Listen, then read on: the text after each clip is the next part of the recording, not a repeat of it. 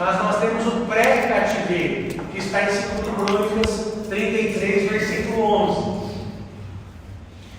O Senhor enviou os comandantes do exército do rei da Assíria contra eles, os quais capturaram Manassés, aprisionaram-no mediante um gancho fixado nas narinas e algemas de bronze, e o levaram para a Babilônia. O que tem nesse texto? Quantos países temos no texto?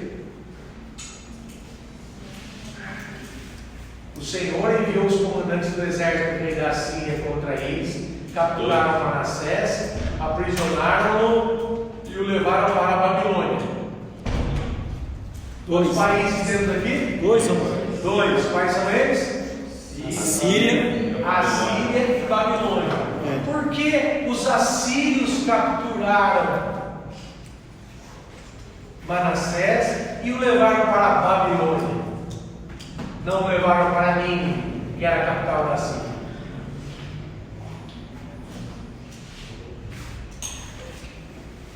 Porque a Babilônia, até nesse momento, não mais, mas a Babilônia sempre foi uma cidade.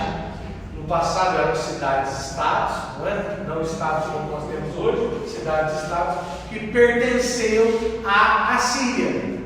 Neste momento não mais, a Babilônia já era independente, mas havia obviamente uma aliança entre assírios e babilônios, certo? A Babilônia já tomava formas de um grande império nesse momento, mas ainda tinha ligações com a Síria. Na verdade aqui é mais espiritual do que histórico, não é? Porque Deus vai punir Manassés por aquilo que ele fez, até que ele se arrepende. Se você ler a sequência, você vai ver que no verso 12, Manassés clama ao Senhor, reconhece seu erro, se humilha diante de Deus, Deus ouve sua oração e restaura a ele o reino em Jerusalém, certo? E Manassés tira os altares que construiu, todos os altares a Baal, idolatria, acaba com aquilo e se converte ao Senhor nos últimos anos de sua vida, certo? Porém, isso não faz com que o seu filho, que tinha um nome já sugestivo, Amon, se tornasse um bom rei. A partir do verso 18, do 21, perdão, nós temos a história de Amon. 22 anos de idade, quando deu início ao seu governo, e reinou apenas 2 anos. Em contrapartida, seu pai reinou 55 anos, certo? Ele agiu de forma perversa, 32, 22. Fez tudo quanto o Senhor abomina, à semelhança das más atitudes de seu pai. Amon também prestou culto e ofereceu sacrifícios a todos os ídolos que Manassés tinha edificado e reverenciado. Entretanto, ao contrário de Manassés, seu pai, Amon jamais se humilhou perante o Senhor, mas fez pior, cometeu mais erros e pecados, elevando em muito sua culpa.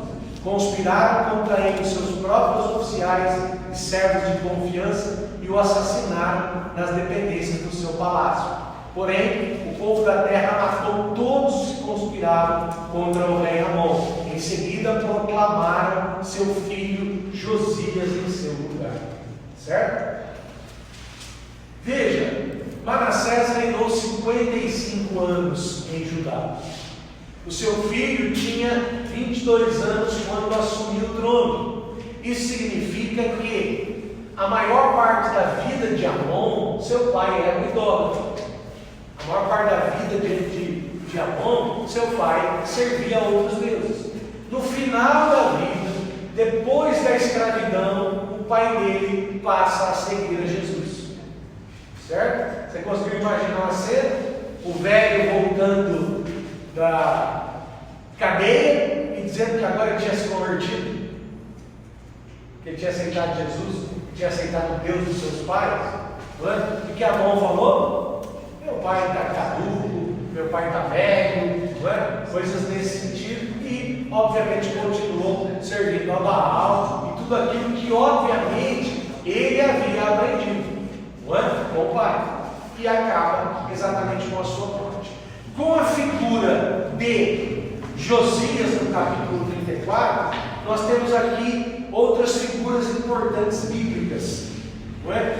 Ilquias é o sacerdote nestes momentos da rebelião contra Amon, do assassinato de Amon e da ascensão de Josias ao trono. Quantos anos tinha Josias quando se torna rei de Israel? 8 anos de idade, certo?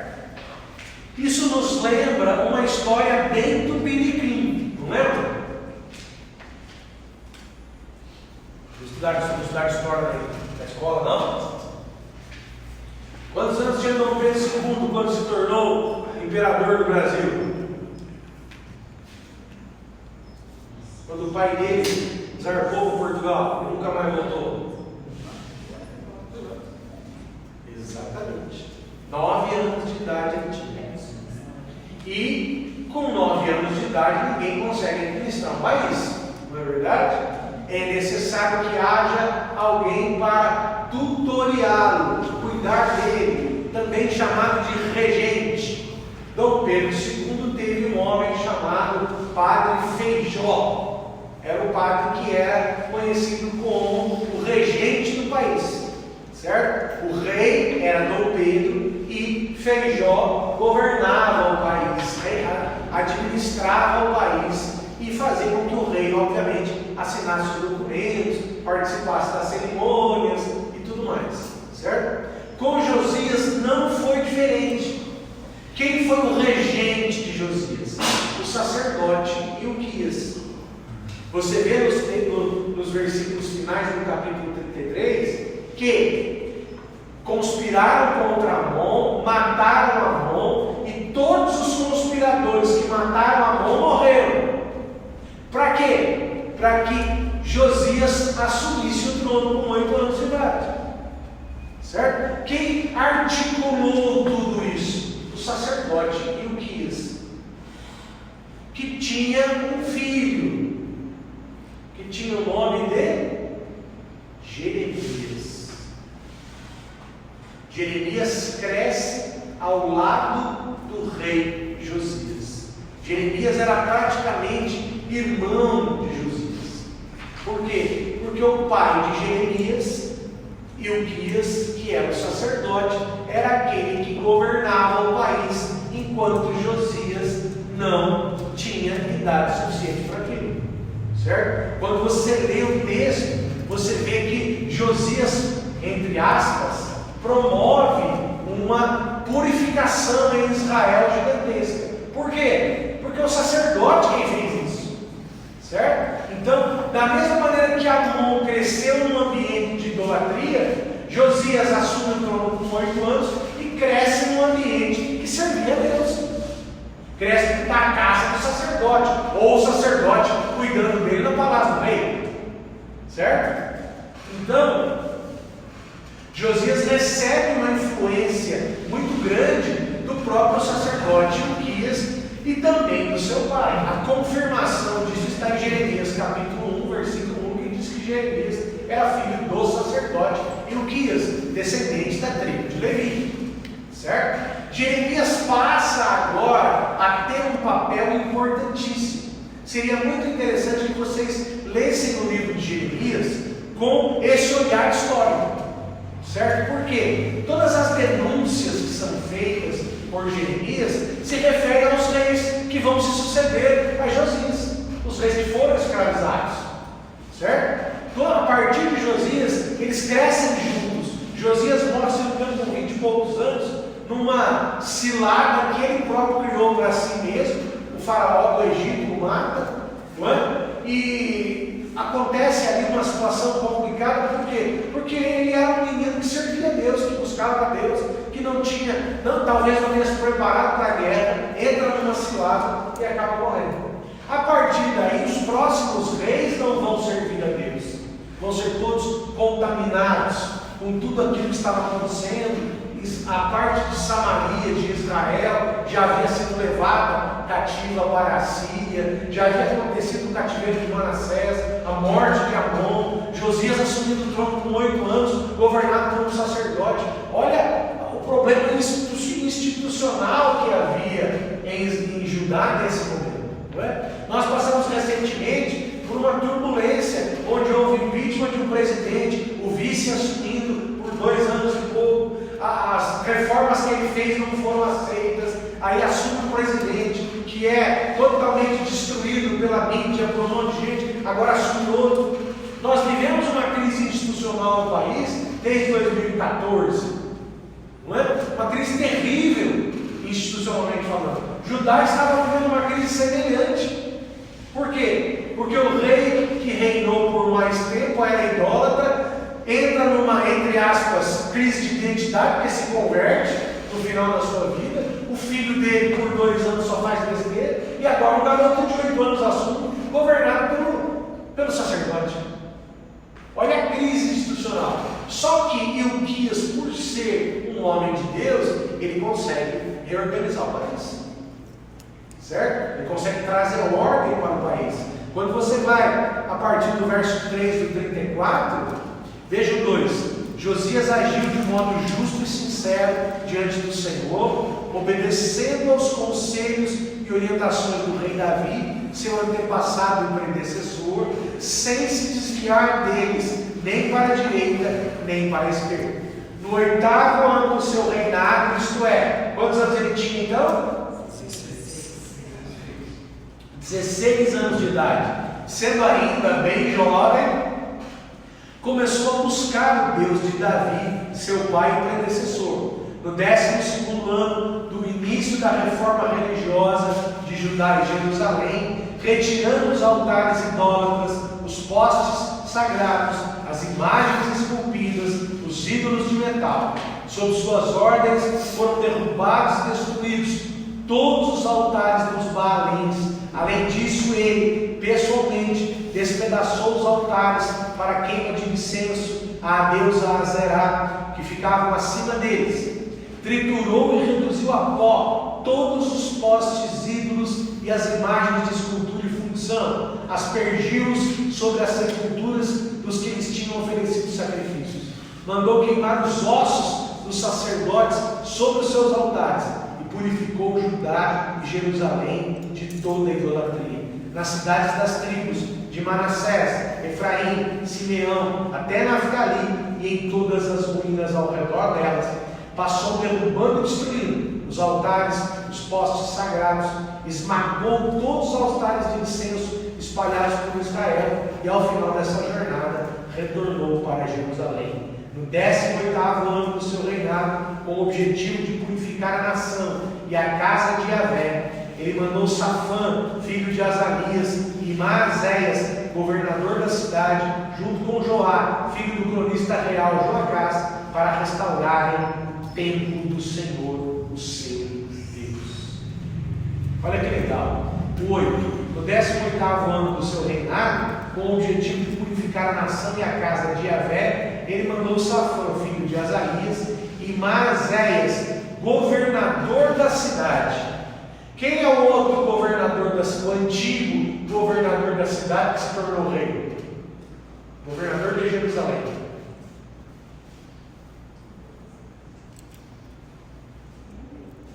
Quem governava Jerusalém e foi exilado para o Egito pelo rei Salomão? Jeroboão.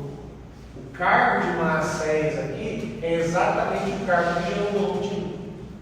Certo? Para fazer o quê? Para restaurar o templo do Senhor. E a partir daí ele restaura. A lei é encontrada, veja, 55 mais os 2 são 57, mais 18, 57 mais 18, 67, 75 anos.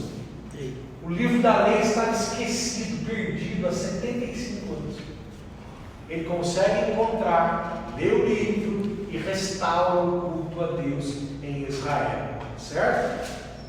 E aí, celebra a Páscoa no 35.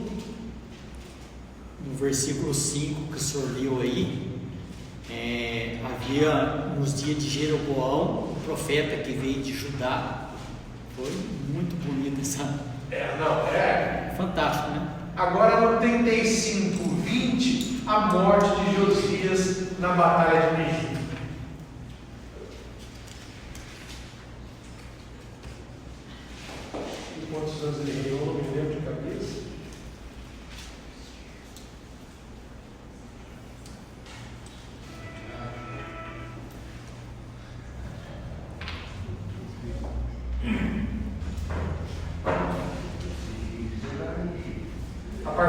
origem, então, a morte de Josias pelo faraó. Na nossa tradução está Neco, até parece que é um apelido, né?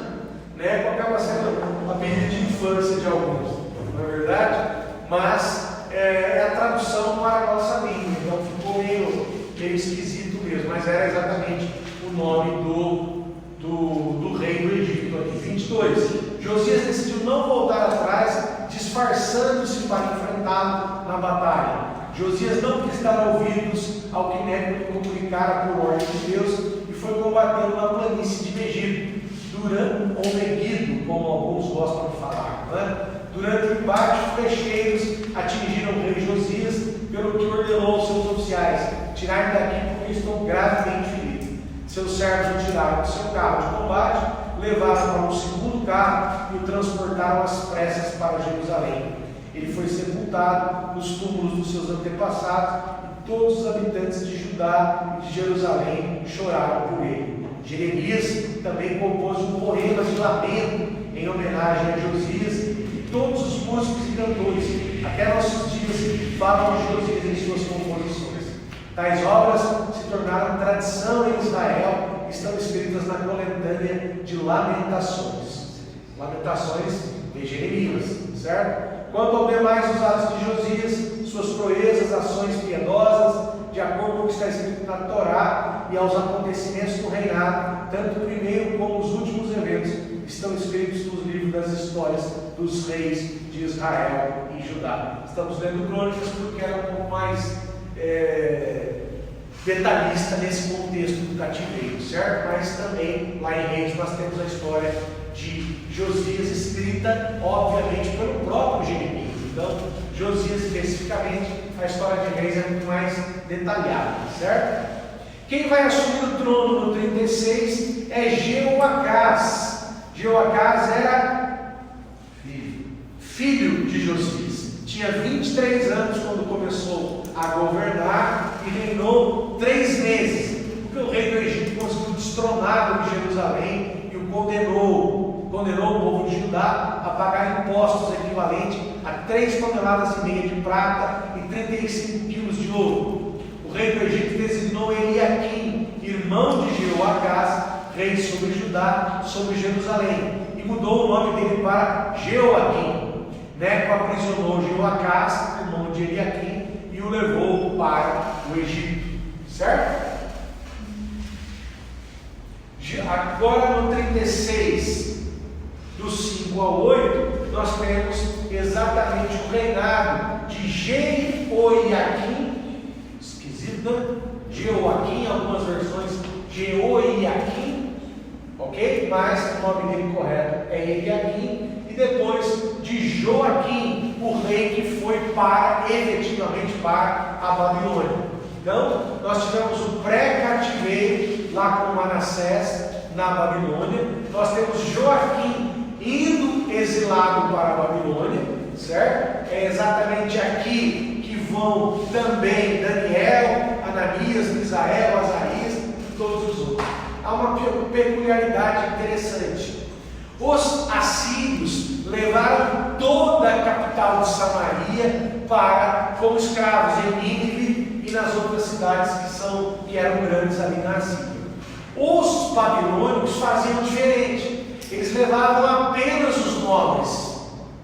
Por quê? Eles teriam mão de obra barata, obviamente escrava, não é? Eles teriam pessoas mais educadas e mais cultas para trabalhar para eles, certo? E eles estavam ferindo a moral do povo, porque aqueles que eram a elite do país agora eram escravos.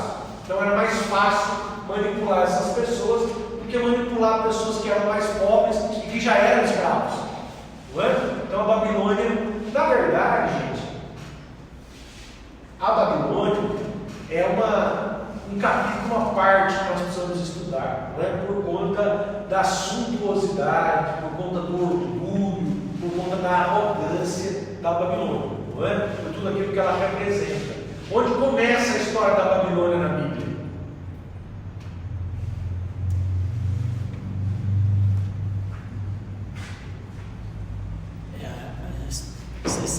história que diz Nabucodonosor, que é o antes ainda, é o fundador, né, da dinastia, né? Bem antes. Então aí não está no meu raciocínio. Onde começa? Nome da cidade? Solé, qual é o nome da cidade?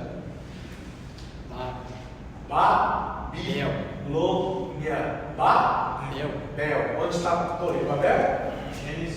Gênesis 11. Babilônia começa em Babel.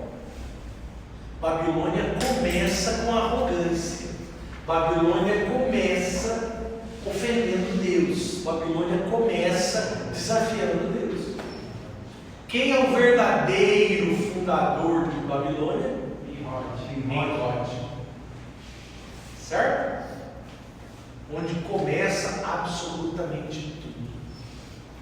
E aí nós vamos lembrar o seguinte: Nimrod tinha uma esposa chamada Semíramis, certo?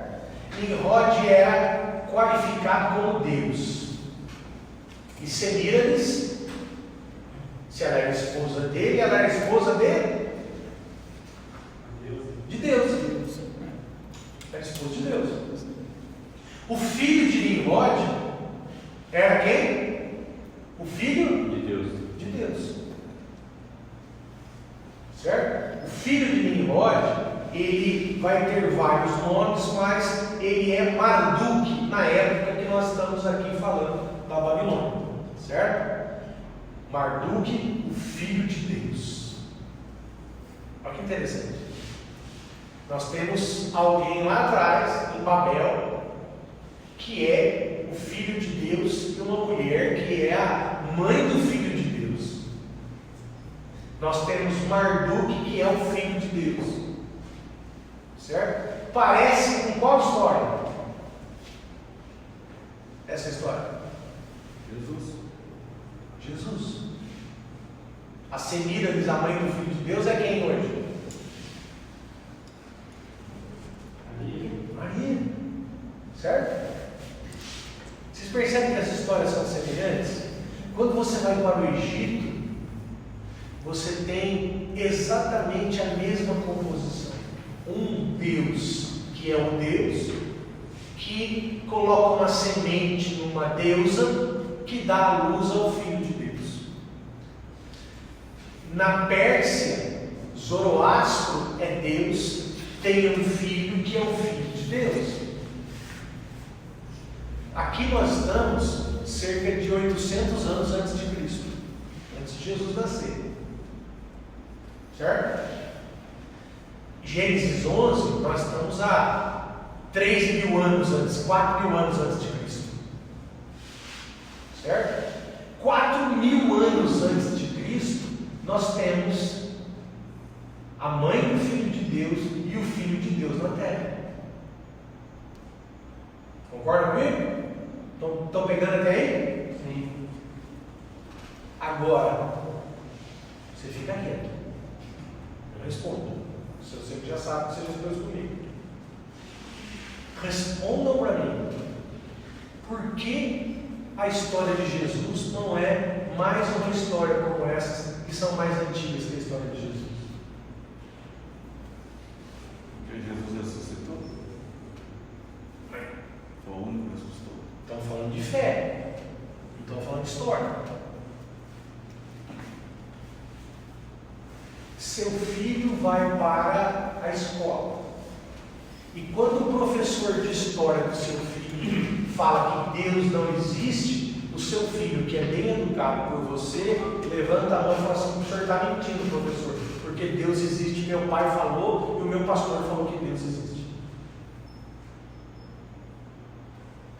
Aí o professor do seu filho chama você e fala assim para você: ó, o seu filho me desafiou aqui, falou que Deus existe e eu não acredito em Deus. O que você vai dizer? Deus existe. Aí ele vai dizer: não existe. A história do Senhor Jesus é a história dos deuses da Babilônia, dos deuses da Pérsia, dos deuses do Egito. É a mesma história. O Deus que fez um filho puro, que tem uma mulher que recebeu a semente pura, o Filho de Deus que morreu para salvar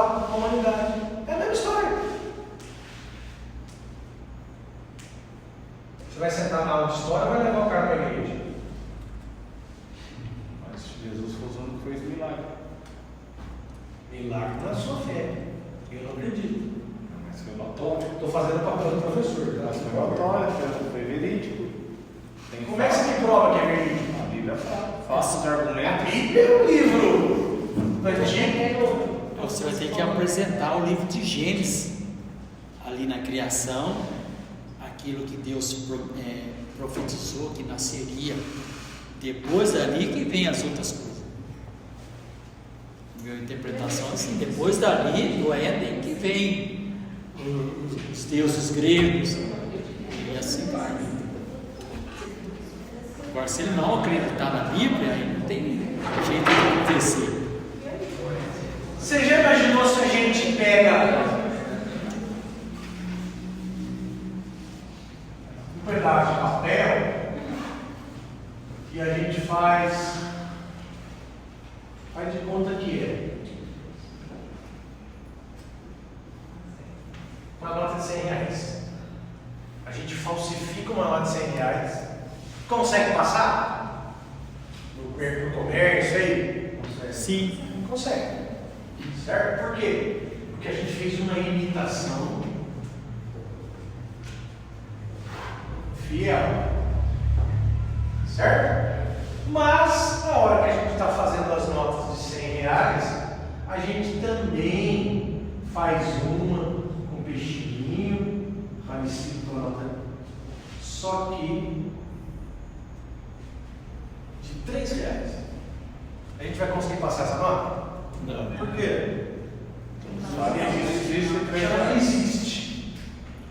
Certo? Então, se nós pegarmos a história de Babel, nós pegarmos a história do Egito, nós pegarmos a história da Pérsia, aqui com Marduk, aqui com Ra,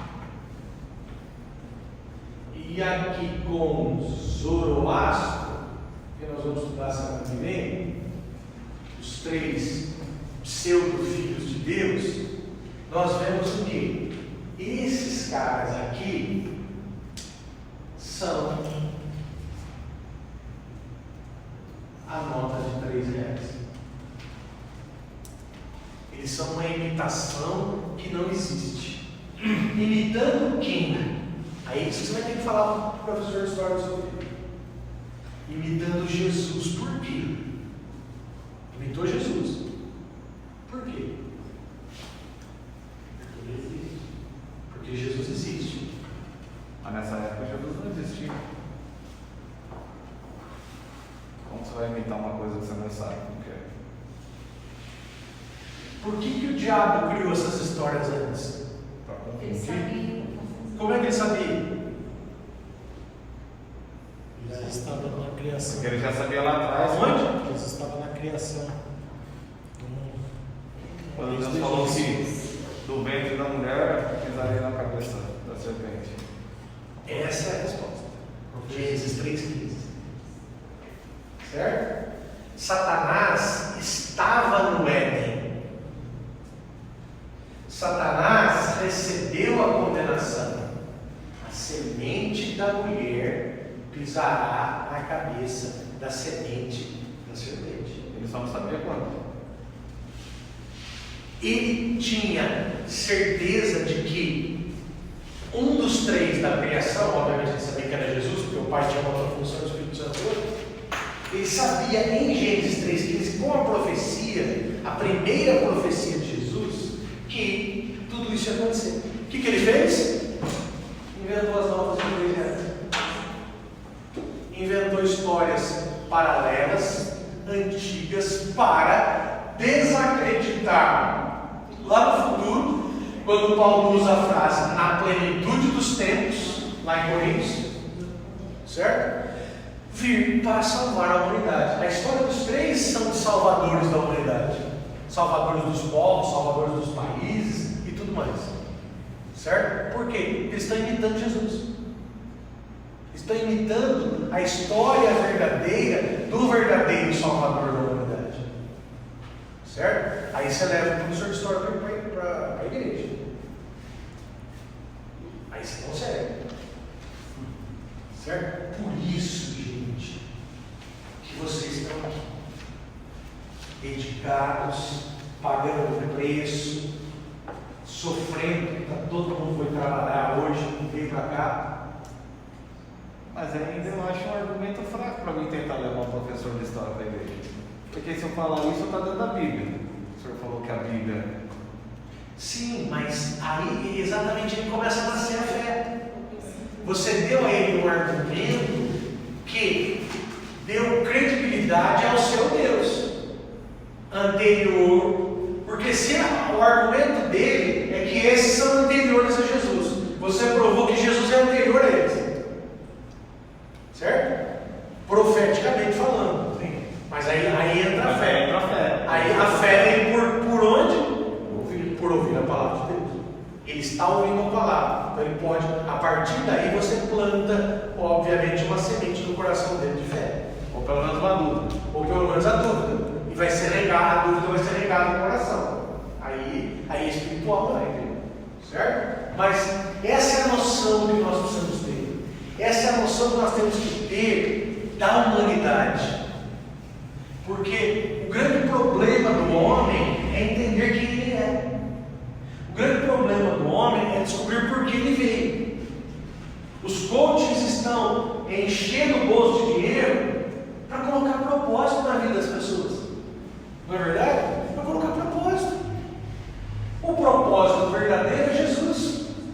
O propósito verdadeiro é seguir a Jesus. O propósito verdadeiro é dedicar-se a Jesus. O propósito verdadeiro é dar sua vida por Ele. Porque Ele deu a vida dele por nós. Porque Ele nos amou primeiro. E tudo isso a gente já sabe. Só que nós temos que ter essa fineza de compreensão. Nós temos que ter essa fineza de conhecimento da Bíblia. Por isso que eu bato de novo na tecla de que nós precisamos ler a Bíblia.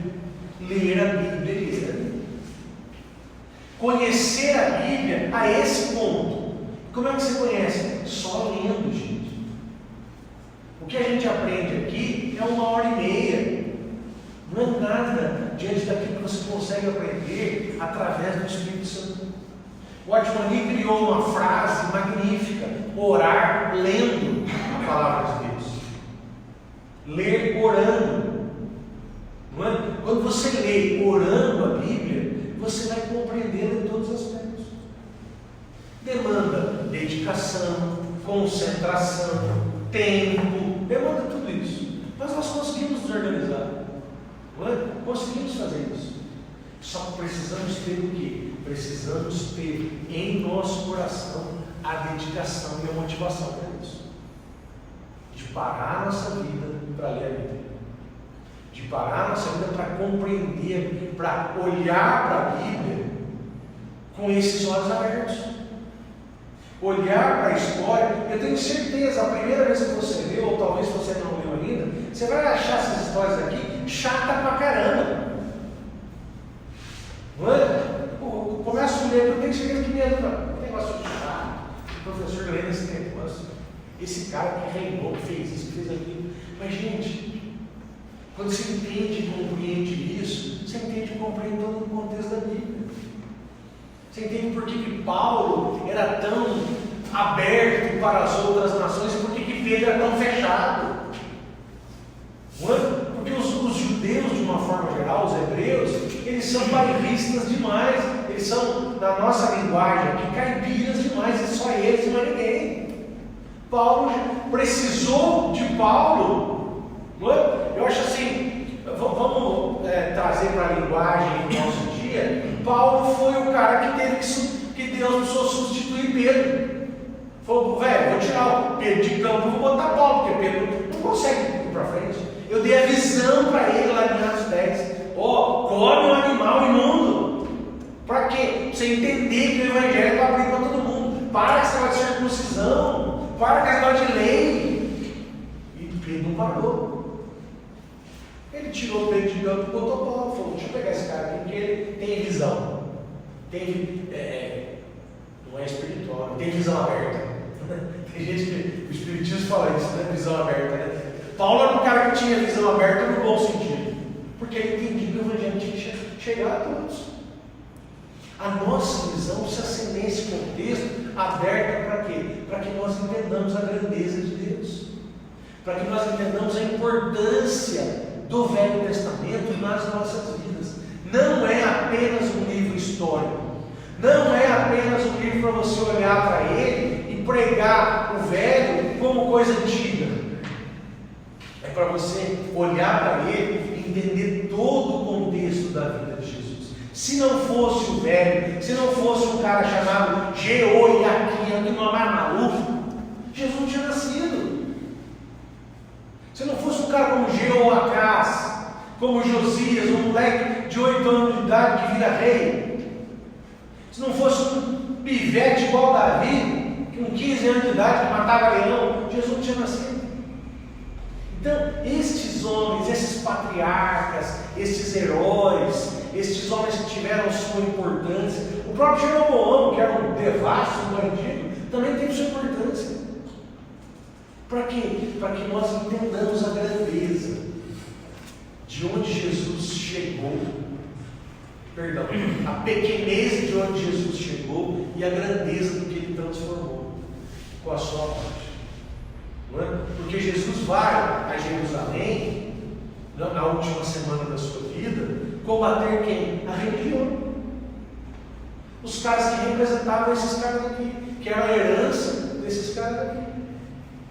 Gente, se Jesus viesse hoje, aparecesse hoje, com 30 anos de idade, pregando as boas novas, nós íamos crucificar. Por quê?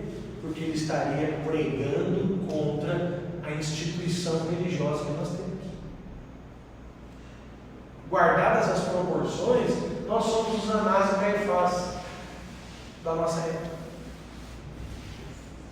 Guardadas as proporções, é isso.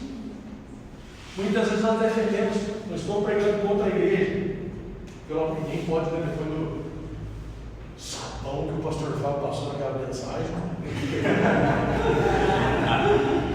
Eu falei, mas deve ser sábado, porque eu não vi ninguém vinha na aula aqui, chinelo, camiseta do Corinthians. Eu vi. Não, tem chinelo de shorts. Eu fiquei assustado, agora ficou bravo. Não estou pregando contra a igreja, porque ele diz que o docente também vai se desqualificar, né? Eu acho que o pastor Paulo apareceu aí na. Tem isso. Homem, você tem que visitá-lo, né? Mais ou menos, você matou a charada. Então, nós somos exatamente esses representantes. É óbvio que nós fazemos de forma diferente, temos sinceridade, temos interesses, mas nós representamos a instituição religiosa hoje. Não é? Então, por isso que a nossa visão tem que ser clara do Velho Testamento. Por isso que a nossa visão, entender Babilônia, entender Pérsia, entender Egito, entender Roma, entender Grécia, faz parte do quê? Do contexto de tudo aquilo que Jesus vai combater. Não é? A última semana de Jesus é a última semana histórica em Jerusalém. É histórica porque ele combate exatamente os religiosos, os sacerdotes, os fariseus, todas aquelas questões com fariseus e religiosos, sacerdotes, aconteceram exatamente na última semana. Quando eles caem na areia lá, tudo aquilo tem esse contexto. Por quê? Porque é o mundo que Jesus vivia. Mas isso não é importante porque ele deu um novo tempo. Sim, a gente precisa entender isso. Nós vamos compreender a grandeza desse mundo que Jesus vivia e por que Jesus disse aquelas palavras. Não é? É a famosa história de passar pelo buraco, o camelo passar pelo buraco da agulha. Não é? Você já deve ter aprendido isso. Não é? Que é uma porta pequena e tal. Quer dizer, essa é a compreensão da Bíblia de uma forma geral para as pessoas terem. De circunstâncias e situações que parecem ser ininteligíveis para nós. mas que quando olhamos com grandeza, nós certamente entendemos, compreendemos e passamos a amar mais Jesus ainda. Porque entendemos o texto e o contexto, entendemos o espiritual e entendemos o físico. É óbvio que existem pessoas que contestam não a Bíblia em si, mas a sua constituição, a sua forma de organização. Porque alguns livros não estão aqui, que são bons e tudo mais. Não é? Houve todo um critério para se formar isso que nós defendemos com unhas e dentes, que chamamos de palavra de Deus. Não é? Alguns livros bons ficaram fora do cano, ficaram. Não é? Naquele momento que organizaram, ficaram. Mas aquilo foi guiado pelo Espírito Santo. O Espírito Santo, obviamente, depende da instrumentalidade de cada um de nós. Não é? Se eu fosse montar a Bíblia hoje, tinha uns livros que eu tirava. Para mim, tem uns livros que podia ficar fora. Porque levando alguns versículos, né? A história da pitonisa de Endor, eu arrancava tranquilamente. Mas Saul vai, Samuel aparece, Samuel é morto, que aparece vivo, é espiritismo, não é? Eu arrancava, você vai para eu arrancava. Mas está aqui por quê? Porque é um motivo. Há um motivo de discussão, há um motivo de manifestação da glória de Deus naquele contexto, há um motivo de nós aprendermos, não é? Entendermos aquilo. Foi uma exceção, foi uma permissão de Deus? Foi Samuel que apareceu? Ou foi o diabo que se travestiu de Samuel? Não é? Tem várias teses. A verdade, não só pode chegar lá e perguntar para o Samuel: o velho, você apareceu lá para o Saul mesmo não? Não é? Um dia nós vamos dizer para ele: vamos trombar com Samuel no céu. Sim, cara, deve ser mesmo lá. Conta para ele. E se perguntar para o Saul vai falar: eu vi Samuel. Não é? Ele vai falar: eu vi Samuel.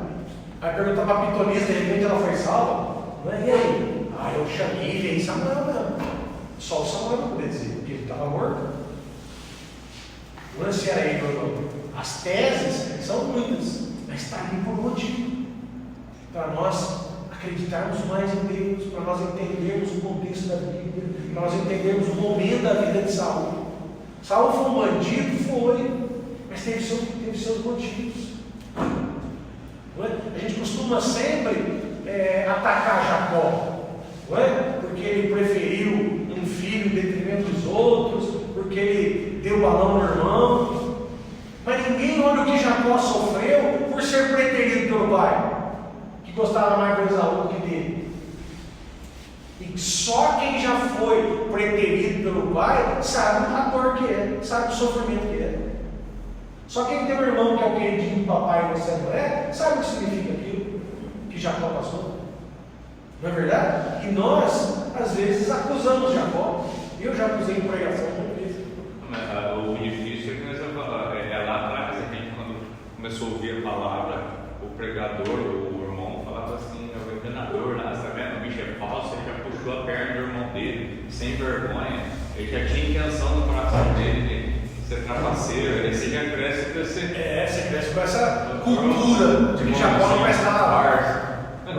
Mas o papel de Jacó, ele tanto prestou que quando ele morre, ele abençoa quantos filhos dele?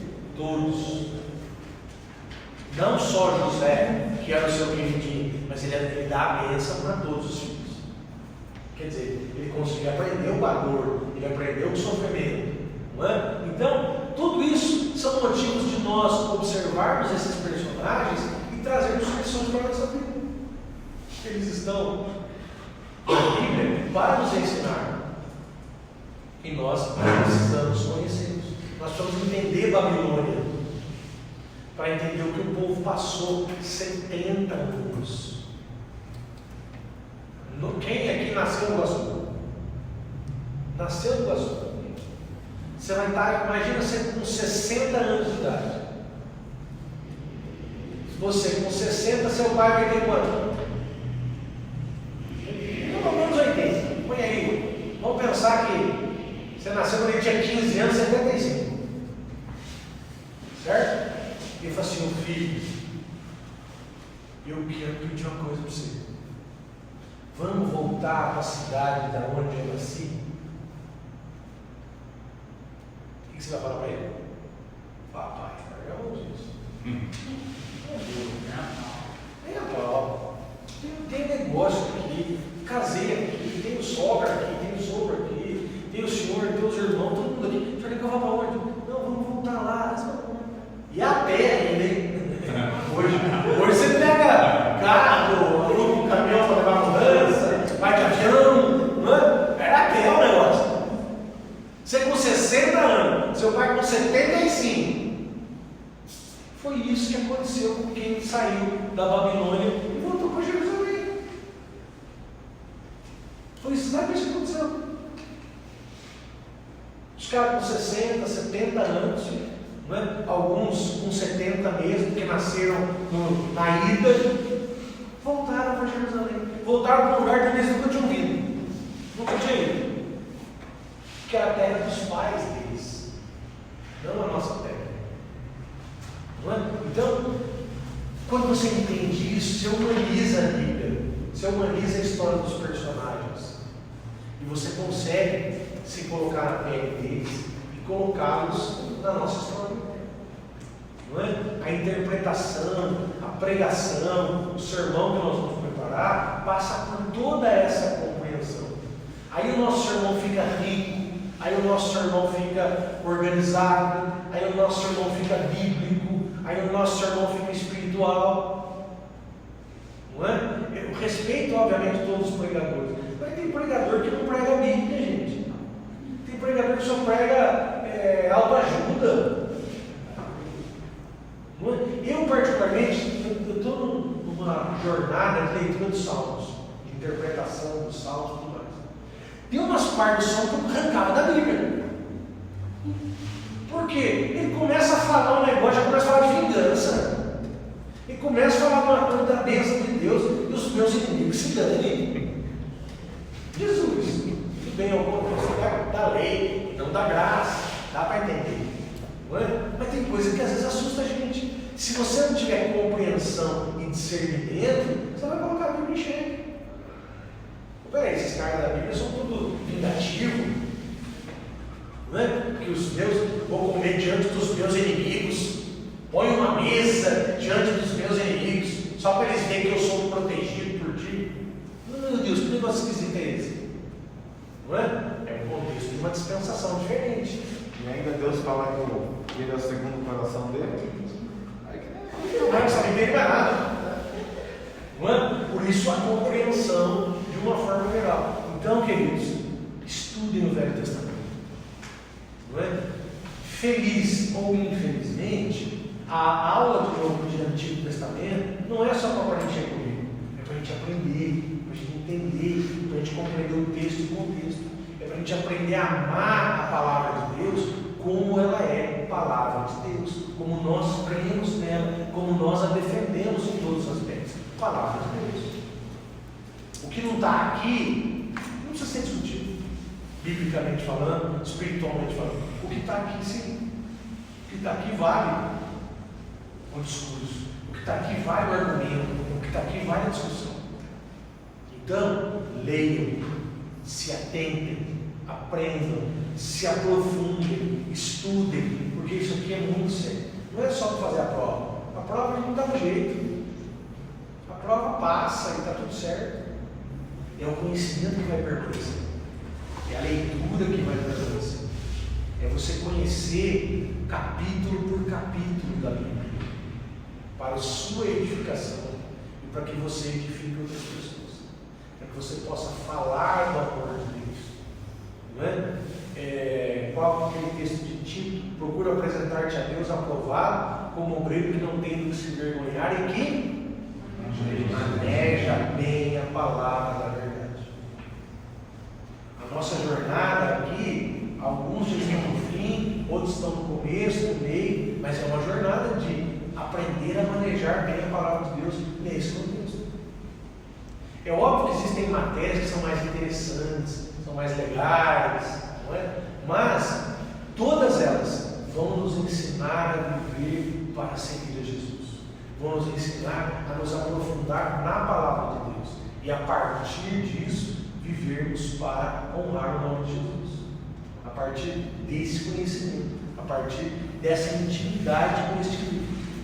Não é? Se não fosse a palavra de Deus, a gente seria igual aos católicos, que tem só o Novo Testamento. A maioria deles, né? Hoje já está um pouco mais evoluído, antigamente os católicos só liam o Novo Testamento. O velho ficava para trás, estava bem velho. Não é? Se Jesus não quisesse que nós tivéssemos acesso e esse conhecimento, a Bíblia não chegaria a nós dessa maneira. Chegaria melhor. Seria até mais fácil de ler só o Novo Testamento. Não é? Que é a nossa realidade, é a dispensação que nós estamos vivendo. Não é? Atos dos Apóstolos continua, não acabou. Quando você vê o Evangelho de Lucas e o livro de Atos, que foram escritos pela mesma pessoa, a conclusão do Evangelho de Lucas e a conclusão de Atos que não existe. Por que não existe conclusão em Atos? Porque Atos não acabou. Atos continua com a gente. Cada um de nós escreve um capítulo de Atos dos Apóstolos. Não é? Essa é a nossa realidade, esse é o nosso dia a dia, essa é a nossa dádiva de Deus. Mas o velho nos traz o bojo de todo esse conhecimento, de toda essa estrutura para nós vivermos isso. Amém? Então, importante, interessante entendermos isso que é um dos fundamentos. Não é? Jesus, em Gênesis 3,15, ele já estava lá, no início da humanidade. Não é? Se a pessoa acredita que Adão nasceu de Deus ou nasceu do macaco e evoluiu, não importa. O que importa é que tem que saber que Adão existiu. A partir disso, a dúvida plantada no coração dele, regada pela oração, vai levá-lo a acreditar em Jesus. Amém? Zedequias, então, a última fase. Segundo Crônicas, ainda no 33, nós vamos a partir do verso 11. Zedequias tinha 21 anos de idade quando começou a reinar e governou durante 11 anos em Jerusalém. Ele também agiu de maneira reprovável para o Senhor, o seu Deus, e não deu ouvidos nem se humilhou diante do profeta Jeremias, que lhe aconselhava como porta-voz do Senhor. Além disso, rebelou-se contra o rei Nabucodonosor, que tinha feito jurar por Deus, mas mesmo assim continuou teimoso e arrogante, para não se arrepender dos seus atos e voltar a Yahvé, o Senhor Deus de Israel. 36:14. Da mesma maneira, todos os chefes e líderes dos sacerdotes e o povo em geral se tornaram cada vez mais infiéis, imitando todas as práticas detestáveis das nações pagãs e contaminando a casa de Yahvé, consagrada por ele em Jerusalém. Contudo, o Senhor Deus de seus antepassados falou-lhes de muitas maneiras, insistindo em adverti-los por meio de seus mensageiros, porquanto, na sua compaixão, desejava poupar seu povo e o lugar que escolhera para a habitação do seu nome. Porém, eles zombavam dos mensageiros de Deus, desprezando suas palavras e advertências, ridicularizavam seus profetas, até que a ira de Deus se inflamou contra o próprio povo e já não houve remédio. Então o Senhor Deus enviou o rei dos caldeus contra eles, o qual exterminou os seus jovens à espada no seu santuário e não teve piedade nem dos meninos, nem das moças, nem dos adultos, nem dos mais velhos e avançados em idade. Deus entregou todos de seu povo nas mãos do rei Nabucodonosor.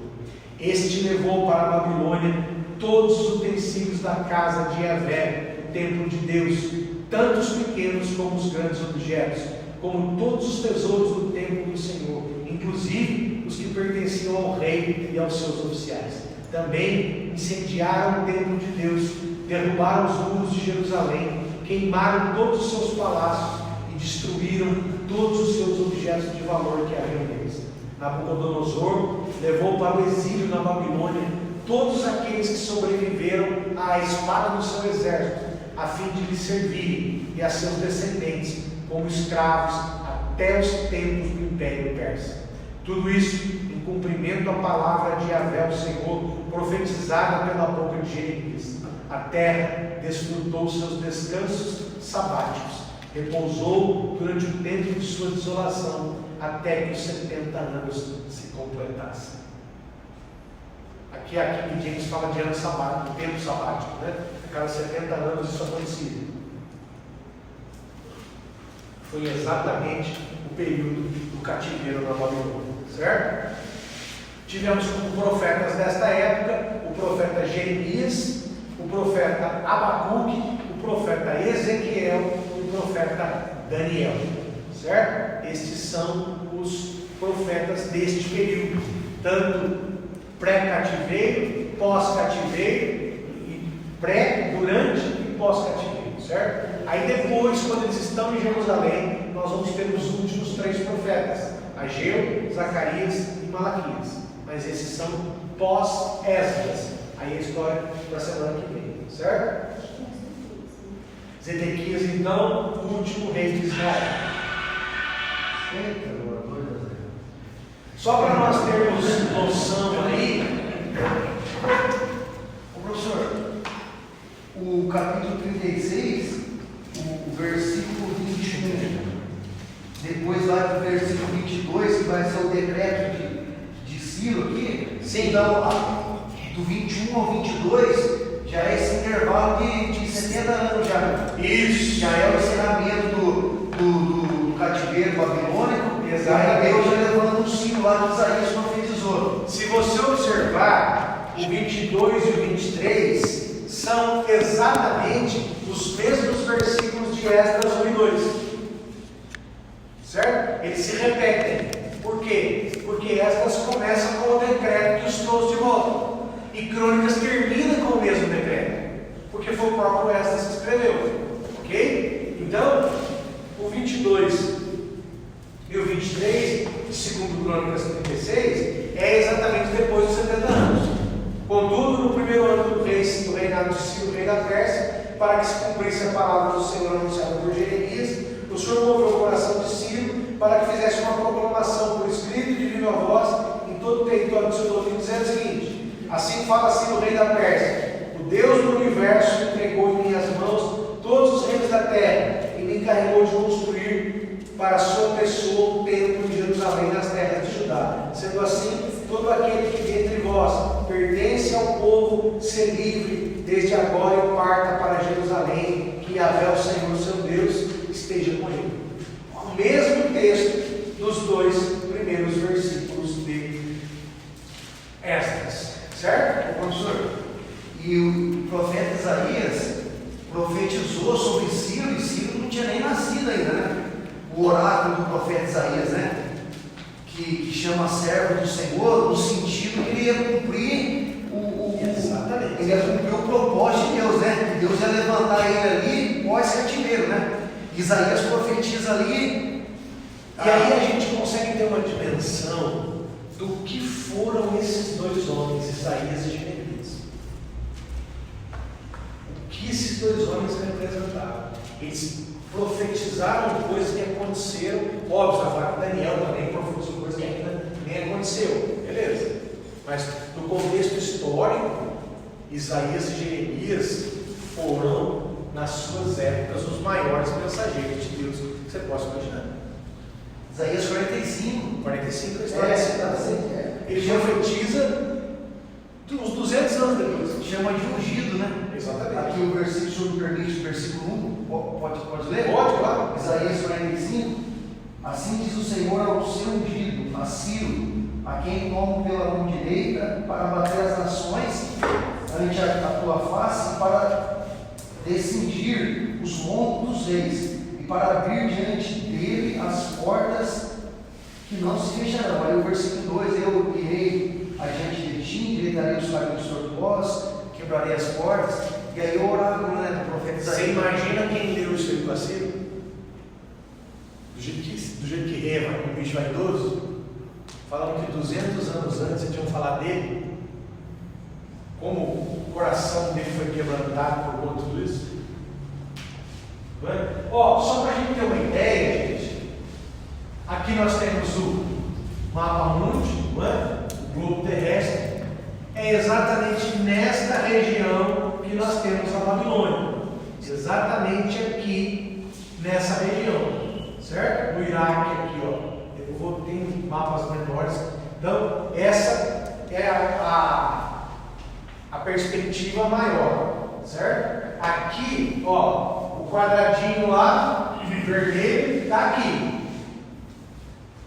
Exatamente a Mesopotâmia, certo? Nínive, Assur aqui em cima, Babilônia e Silear, que é toda a região lá, separar Babel e Babilônia, Ur dos Caldeus aqui, todo esse espaço é a Babilônia, certo? Veja que nós temos Canaã aqui, ó, uma distância no mapa parece pequena, né? Mas é bem grandinha e também tem à frente aí o deserto da Arábia, certo?